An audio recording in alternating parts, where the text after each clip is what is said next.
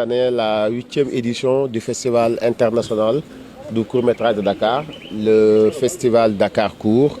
Une belle sélection, 10 films en compétition. Parmi les 10 films, nous avons 3 films sénégalais.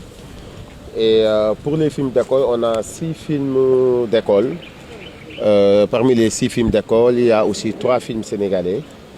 Le jury sera présidé par la franco-sénégalaise, une grande actrice, Aïssa Maïga. Cette édition, Dakar Court va rendre hommage des journalistes culturels, des critiques de cinéma, Baba Diop, un doyen dans ce domaine, Olivier Barlet, un doyen dans ce domaine, Fatou Kiné Sène aussi, qui est une des premières présidentes de la Fédération de critique de cinéma ici au Sénégal. Nous allons aussi rendre hommage à Sembène Ousmane, le feu Sembène Ousmane. Son fils sera là, Alain Sembène, pour recevoir ce prix. Vous le savez, le festival, c'est tous les ans en décembre, du 9 au 13. L'ouverture se fera ici à l'Institut français, au théâtre de verdure de l'Institut français, pour célébrer les cinéastes africains, les cinéastes sénégalais et le diaspora, notre diaspora qui se trouve partout dans le monde, avec le soutien, l'accompagnement de l'État du Sénégal, le ministère de la Culture, le Fonds FOPICA, l'ambassade de France au Sénégal et l'UEMOA qui nous accompagne et l'ensemble des partenaires sénégalais et étrangers. Sur les 10, il y a 5 femmes réalisatrices qui sont en compétition.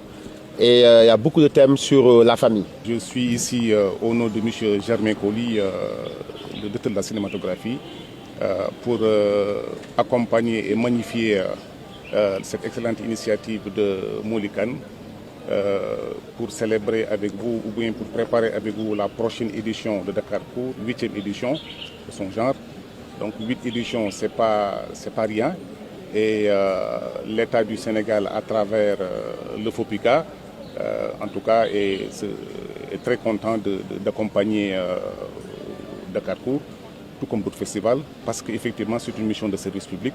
Et depuis le début, la direction de la cinématographie est là pour justement accompagner et plaider en faveur des festivals de ce genre.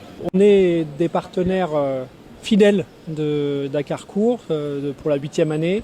Ça nous paraît important d'être dans la constance et de soutenir un projet qui s'est installé dans le paysage cinématographique sénégalais, mais aussi dans le paysage cinématographique africain et qui est à l'agenda maintenant d'un certain nombre de professionnels qui viennent aussi d'autres continents, qui viennent d'Europe et qui viennent en particulier de France.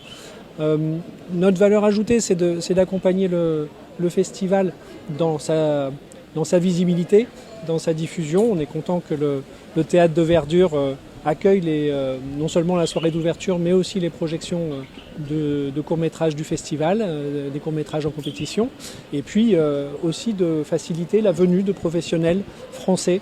On a des partenaires qui sont eux aussi fidèles et qui viennent accompagner le festival non seulement au moment des diffusions, mais aussi dans de la formation, dans des actions de professionnalisation. Et je pense en particulier à l'Institut national de l'audiovisuel ou à Grec France Télévisions, qui donne un prix et qui permet une diffusion des courts-métrages qui sera sélectionné.